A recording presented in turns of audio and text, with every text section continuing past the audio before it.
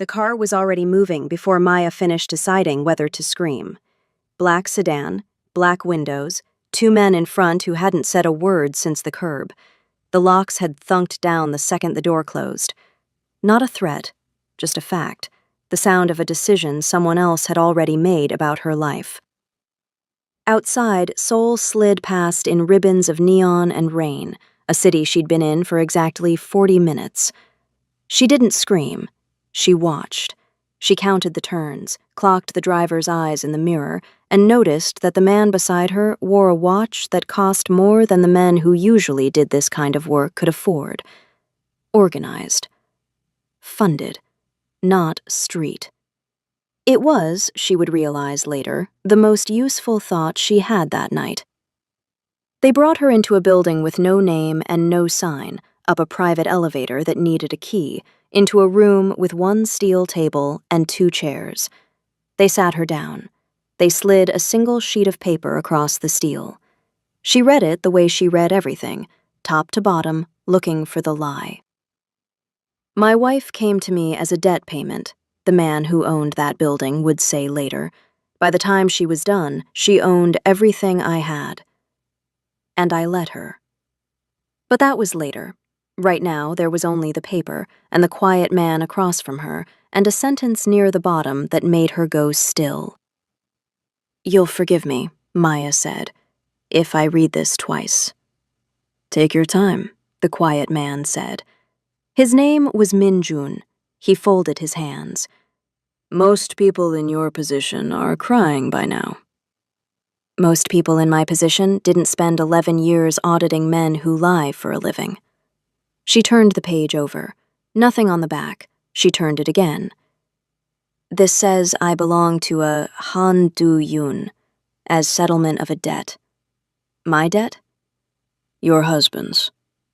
And there it was, the small, surgical detail that told her the whole story before anyone explained a thing. Property. That's cute. The last man who thought he owned me is, I'm guessing, the reason I'm in this chair. So you'll understand the word doesn't land for me the way you rehearsed it. Min-jun opened his mouth. A door she hadn't heard open let in a voice instead. "Leave us." She turned, and the thing she felt, looking at Han Du-yoon for the first time, was not the thing a sensible woman feels when a dangerous man walks into a locked room. She felt interested. He was younger than she expected, and stiller than anyone she'd ever met, a stillness that filled the room instead of emptying it. He looked at her the way she looked at a ledger, like she was the only honest thing in the building, and he hadn't decided yet what she was for. "You read the contract," he said. "I read everything." "And?" "And I have a question your paperwork doesn't answer." She leaned back in the steel chair like it was hers. "What does a man like you want with a woman who counts other people's money?" For just a moment, gone almost before it landed, something moved behind his eyes. "Everything," he said, and left. 72 hours earlier. The lipstick was the wrong color, and that was how Maya knew. Cherry bomb. Not her shade. She only ever wore nude. 11 years of being the calmest, least decorated person in every room had a uniform, and red was not in it. So when Marcus walked into their kitchen with that smear on his collar, she didn't feel the floor drop. She felt something colder. She felt the click of a number that doesn't reconcile. "Whose is that?" she said. He didn't hide it. That was the part that turned her stomach. Not the cheating, the ease of it. He crossed to the cabinet and took down the one bottle she'd asked him never to touch. Her father's bourbon. The last thing on earth that was only hers. And he poured 2 fingers of it like it was nothing. "Does it matter?" he said. "It matters to me." "It shouldn't." He drank her father. Turned around, relaxed, almost bored. "It's an open marriage, babe. Get used to it." The room went far away. "Since when?" "Since I said so." He smiled the smile she'd married. If I can cheat, so can you. Consider it a gift, Maya. Most husbands wouldn't be this generous.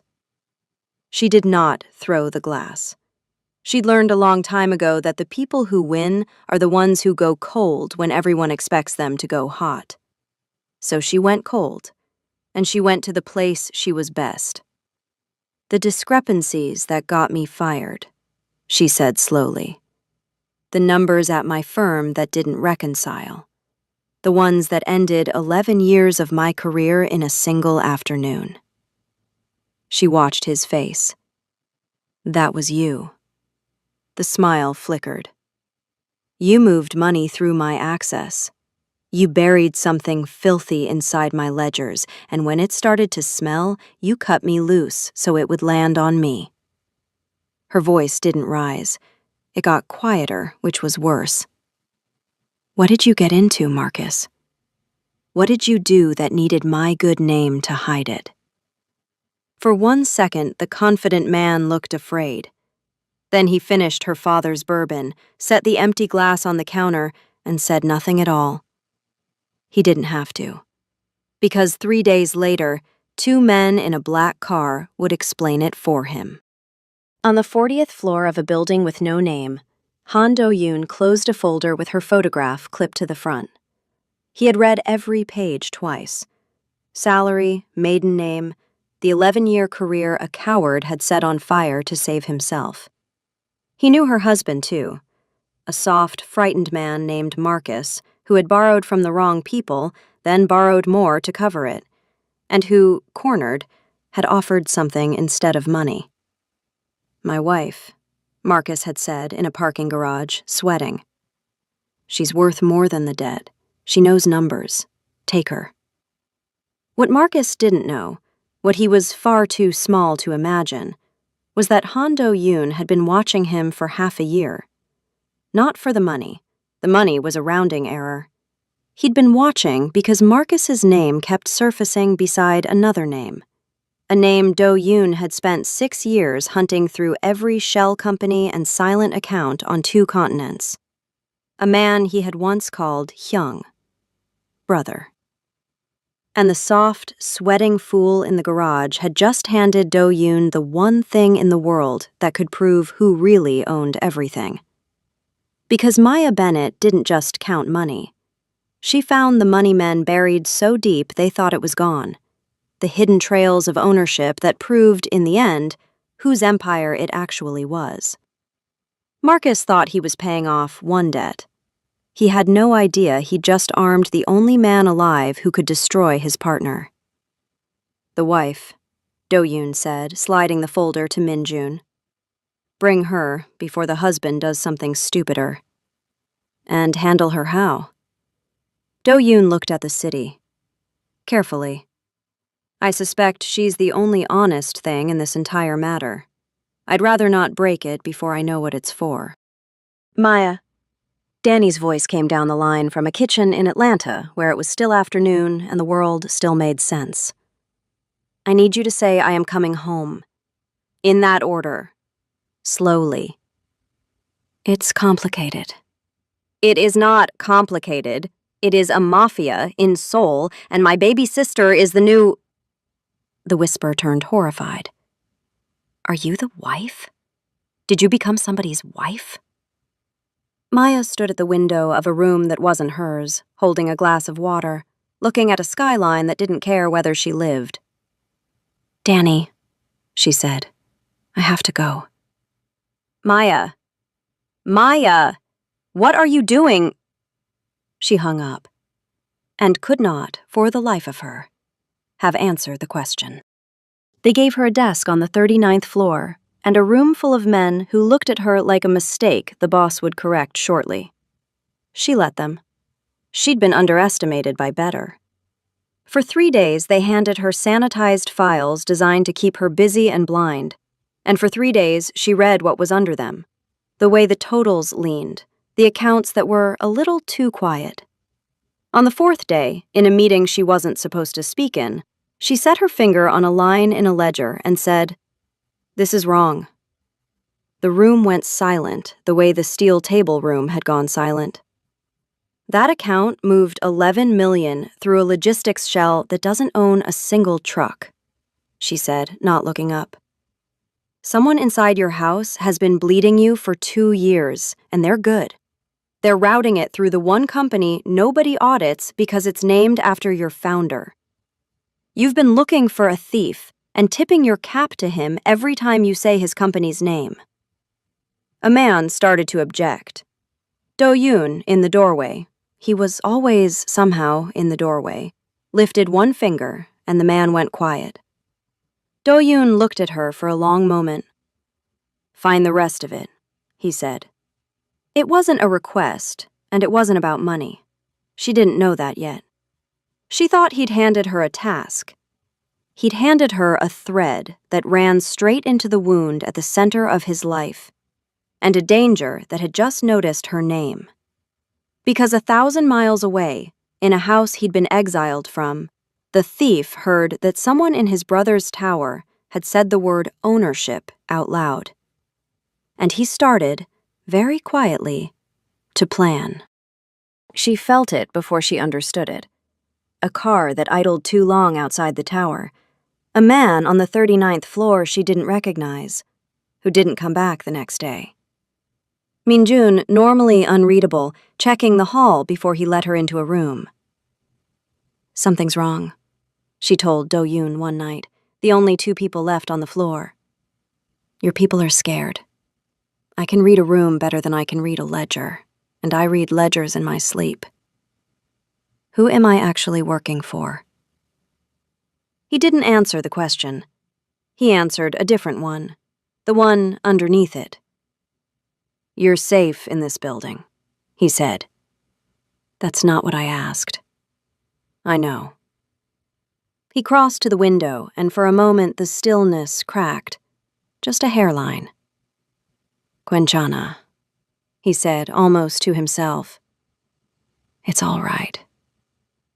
Then, in English, as if he didn't trust himself in his own language, "I won't let anything happen to you. That part you can believe." She should have pushed. Instead, she found herself standing closer to him than the conversation required, close enough to see that the dangerous man was tired in a way money couldn't fix. "You keep doing that," she said softly. "Doing what?" "Standing in doorways, holding them open, like you're always deciding whether to let someone in or keep them out." He turned. They were very close now. Outside, the rain had started again. Inside, neither of them moved. "And which is this?" he said. She didn't know. That was the terrifying part. That for the first time since a kitchen and a bottle of her father's bourbon, Maya Bennett genuinely did not know what she wanted to happen next. His hand lifted, slow, like approaching something that might run. The back of his fingers stopped a breath from her cheek. And the phone on the desk lit up the dark, buzzing hard against the steel, and they both stepped back like the floor had moved. Minjun's name on the screen. At 2 a.m., Minjun only called for one reason. Do-yoon answered, listened, and went very, very still. "What is it?" Maya said. He looked at her, and in his face was the thing she'd been trying to name for a week, finally surfacing. It wasn't danger. It was fear. For her. "Someone just tried to take you," he said quietly. "Out of the one building in Seoul where I thought you couldn't be reached." He set the phone down. "Which means it isn't a stranger. It's family." They didn't take her. Minjun's men reached the loading dock in time, and the van peeled into the dark with nothing but a torn coat sleeve left behind. But the message had been sent, and Do-yoon read it the way Maya read ledgers, for the lie underneath. "They didn't come to kill you," he said, pacing the 39th floor while she sat very still and pretended her hands weren't shaking. They came to take you, alive, which means they want what's in your head. And what's in my head? He stopped. For a long moment, she thought he wouldn't answer. Then he crossed to the desk, unlocked a drawer she'd never seen him open, and set a photograph in front of her. Two young men, arms around each other, laughing on a dock somewhere bright. She recognized the younger one. The stillness was already in his eyes, even then. "My brother," Do-yoon said. "Tae-jin. 6 years ago, he sold me to the people who killed our father, and walked away with half of everything while I bled in a stairwell." He said it flatly, the way you report a number you've recited until it stopped cutting. "I let the world believe he was dead, easier than admitting he was alive and that I couldn't bring myself to finish it." Maya looked at the laughing boys, then at the man in front of her. "He's the thief," she said softly. "The 11 million. The shell named after your founder. That's him." "That's him. And the ownership trail I'm pulling proves which of us the Empire actually belongs to." He met her eyes. "Whoever holds that proof holds everything. He needs you to bury it. I need you to find it. And now he knows you exist." She should have been afraid. She was, a clean, rational fear. But under it was something she had no business feeling, looking at a dangerous man holding a photograph of the brother who'd broken him. She understood him. She knew exactly what it was to be sold by the person who was supposed to love you most. "My husband traded me for a debt," she said. "Your brother traded you for an empire. Same knife. They just charged different prices." Something in his face came apart, very quietly. "Go and sleep," he said, rough.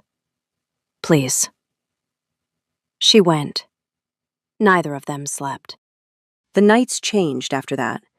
She still worked the trail by day, pulling Tae-jin's hidden money into the light one shell at a time. But the nights became something else. Two armored people circling the thing they were both too scarred to name. He'd appear in the doorway of the file room at midnight with 2 cups of tea and say nothing for an hour. She'd catch him watching her work and watch him pretend he hadn't been. Once, reaching for the same file, their hands closed over each other's and neither pulled back for 3 full seconds. 3 seconds that lasted longer than her entire marriage. Once, he taught her to say her own name in Korean and laughed, actually laughed, a sound that startled them both, when she got the tone wrong and accidentally called herself a vegetable. Once, she fell asleep at the desk and woke with his coat over her shoulders and him gone, and she sat in the dark holding the collar to her face for a long time before she made herself stop. She called Danny at 4 a.m. Seoul time. "You like him," Danny said, not a question. "He's a criminal." "That is not a no, Maya." "He's a criminal who hasn't lied to me once," Maya said, and only realized as she said it that it was the most romantic sentence she'd spoken in years, and that it would turn out not to be entirely true. The bottle came out on a Thursday. She didn't plan it. He'd found her at the window with her father's bourbon, the one bottle she'd carried 6,000 miles and never opened, turning it in her hands. "You don't drink it," he observed. "My father left it to me. The one man who never once made me feel like a thing to be traded." She didn't look at him. "I keep thinking I'll open it when I have something worth toasting. 11 years and I never did." Do-yoon was quiet a moment. Then he took 2 glasses from the cabinet and set them down. "I don't drink," he said. "Ever. In my work, the man who drinks is the man who talks." He poured 2 careful fingers into each glass anyway. "But I'll have one with you. For your father. For the one honest man." She stared at him. "That's the most dangerous thing you could do," she said. "Lower your guard. With me." in a room with no witnesses.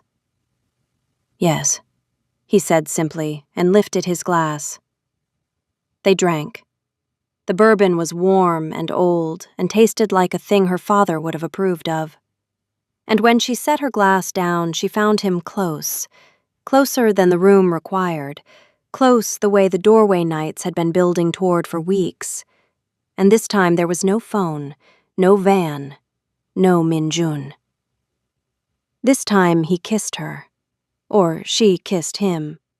Afterward, neither of them could have testified which, and both privately suspected it had been mutual and simultaneous and inevitable. The breaking of a dam that had been straining since a steel table and a single word. Everything. It lasted exactly as long as it took both of them to remember they were people who did not survive by wanting things. They broke apart at the same moment, stepped back at the same moment, stood there breathing in the dark, terrified in the same exact shape. "That can't happen again," she said. "No," he agreed. Both of them were lying, and both of them knew it, and that was the most honest conversation they'd had yet. She found the last piece 2 days later, and it stopped her cold. It wasn't about Tae-jin. It was about Marcus.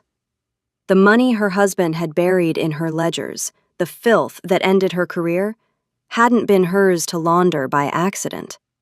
Marcus hadn't stumbled into debt with a sole organization. He'd been working for one, feeding it, the American end of a pipeline that ran straight to Tae-jin. Her husband and Do-yoon's brother were the same network.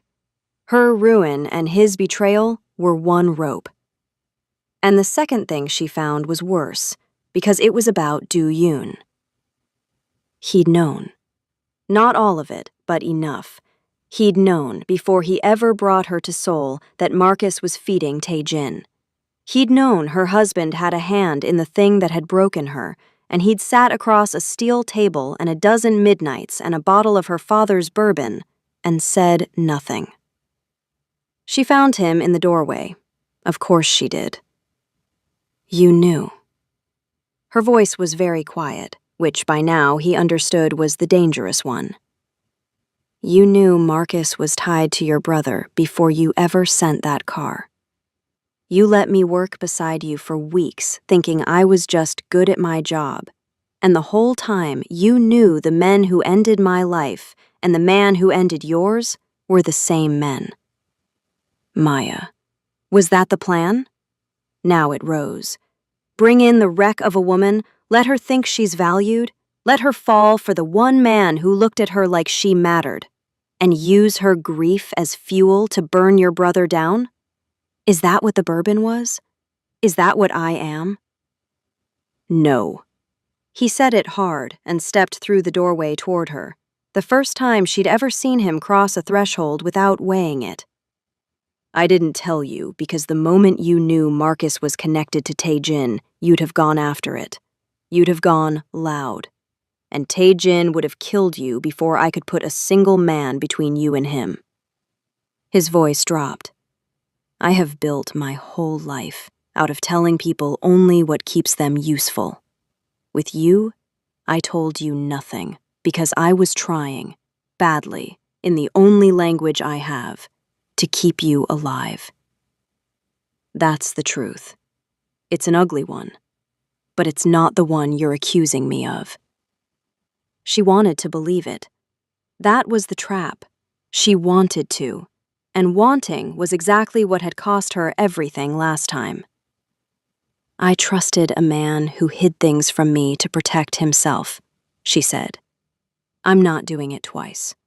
I'd rather be alone and certain than safe and a fool." She walked out. He let her, held the door even now, and the holding of it was the loudest thing in the room. That night, he came to her with a folder and a set of car keys. "The debt's cleared," he said. "All of it. I closed it tonight." She stared at him. "You can't have. We haven't finished." "I closed it. You're free." He set the keys on the table between them. There's a car downstairs and a flight at 6. Atlanta. Your sister." His jaw worked. "You can be home before she's had her coffee." "Why," Maya said, "would you do that?" And Han Du-yoon, who survived by never showing a card, laid them all face up. "Because your husband put you in a cage and called it a gift. Because my brother puts everyone in a cage and calls it family." He opened the door, the one to the hallway, to the elevator, to the car, to Atlanta. He opened it wide. "I will not be a third man who keeps you somewhere you didn't choose. So I'm doing the one thing neither of them ever did. I'm opening the door and telling you the truth at the same time." "What truth?" "That I need you to find the last of it. That my brother will be exposed at the gala on Friday, whether you're in the room or not." He held the door. "And that I would rather lose the war with you safe in Atlanta than win it with you in a cage. Go home, Maya. Please. This time, someone is letting you choose." The hallway was right there. The car was downstairs. Danny was 6,000 miles away with the kettle on. Maya looked at the open door for a long, long time. Then she picked up the keys, crossed the room, and set them down on the far side of the table, out of her own reach. "Friday," she said. "What time's the gala?" She walked into the gala on Han Do-yoon's arm, in a gown the color of a closing argument, and the room turned the way rooms do for a woman who has stopped asking permission. Marcus was there, smaller than she remembered. He'd flown in thinking he was negotiating his way out, not knowing his wife had spent 3 weeks building the thing that would bury him. He found her by the windows and made the last mistake of his marriage. He sneered. "So this is what you traded up to," he said, low, ugly. "You think he won't get bored? You're still just Marcus." She didn't raise her voice. She'd learned that from a man who stood in doorways. She leaned in, close, the way you lean in to tell someone a secret, and she gave him back the words he'd handed her over a bottle of her dead father's bourbon. "It's an open marriage, babe. Get used to it. If I can cheat, so can you. Consider it a gift." The blood left his face, because behind her, screens around the ballroom were waking up.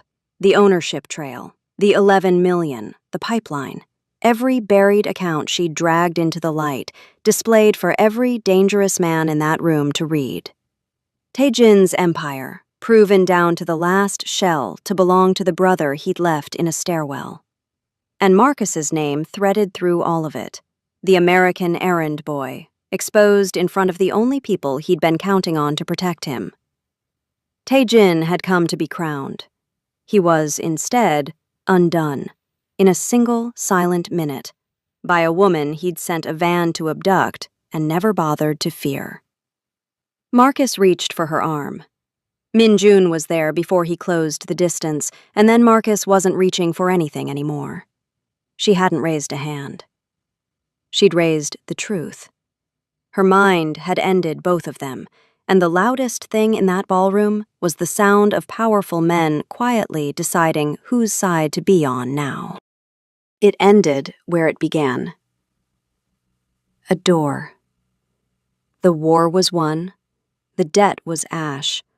She was, by every law in 2 countries, free. No contract, no collateral, no cage. Do-yoon walked her to the same private elevator they'd brought her up in on the first night, and he pressed the button, and he held the door. "You can go," he said. "Nothing holds you here now. Not a debt, not a threat, not a single thing I'm allowed to call a reason." The stillness was back, but underneath it she could see, now, everything it had ever been protecting. "I let you go once, and you stayed. I won't pretend to understand it. But the door's open. It's always going to be open. That's the only promise I know how to keep." Maya stood in the threshold, the exact place she'd spent a whole story watching him stand, deciding who to let in and who to keep out. She did not step through it. She turned around, back to him. "A price tag," she said, "is only power if you let the buyer set it. Nobody sets mine again." And she finally understood what the doorways had been. Not walls. Choices. He'd been offering her one the whole time, in the only language a man like him had. "Here's the deal," she said. "I'm not collateral, and I'm not a gift a coward gets to sign away." She closed the distance he'd never once closed without permission. "I'm staying because I read the whole contract, and for the first time in my life, the terms are mine. I choose this. I choose you. Try to cage me, and I'll bankrupt you for real. And you've seen my work." For the first time since a doc and a photograph and a brother who laughed, Han Do-yun said the most dangerous thing he had ever said out loud. "사랑해," he said. "I love you."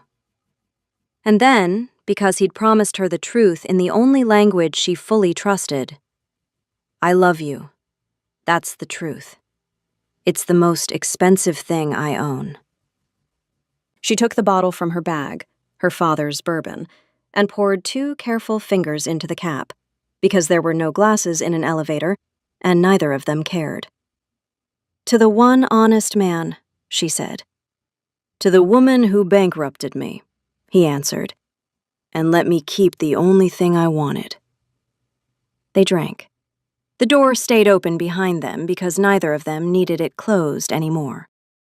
"My wife came to me as a debt payment.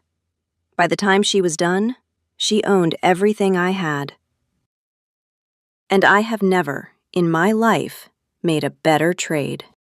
If you made it to the end of their story, that's the part that matters to me. So do me a favor. Tell me in the comments whose side you ended on. And the moment Maya turned that line back on Marcus, drop a "so I know it landed." If this one kept you watching, hit like and subscribe. The next story's already loading, and someone's about to make a far more dangerous mistake than Marcus did.